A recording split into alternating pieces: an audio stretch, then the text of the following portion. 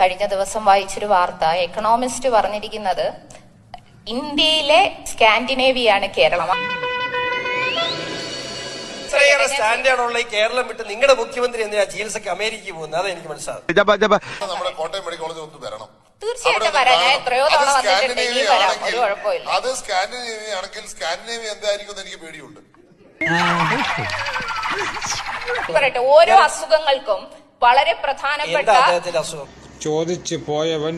അല്ല, താങ്കൾ ഇത്തരം ചോദ്യങ്ങൾ വ്യക്തിഹത്യ നടത്തുന്ന ഒരു രീതി താങ്കൾ സ്വീകരിക്കുന്നതാ.